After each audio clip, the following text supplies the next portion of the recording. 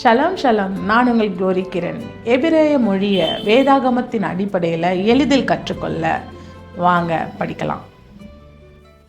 5வது எழுத்து ஹே. அச்சுமுறை ஹே. கையெழுத்து முறை ஹே. உச்சரிப்பு ஹா ஆ.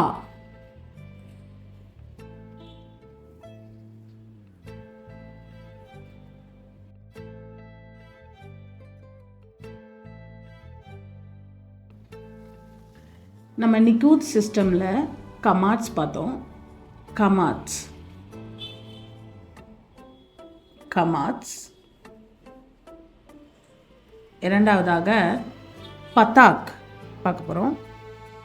பத்தாக் பத்தாக். மெய் எழுத்துக்களின் கீழே எழுதுனா பத்தாக். பத்தாக். ஒரு வார்த்தையோட இறுதியில் ஹே காணப்பட்டுச்சுன்னா வந்துச்சுன்னா அது ஆ என்கிற சத்தத்தை கொடுக்கும். இப்போ நம்ம இதை அடிப்படையில் ஒரு வார்த்தையை எழுத போகிறோம். ஆ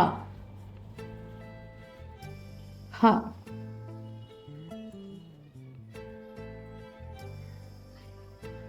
வ. பத்தாக் வ.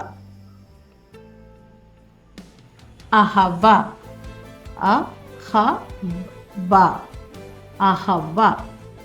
ஆ என்கிற சத்தத்தை கொடுக்கும்.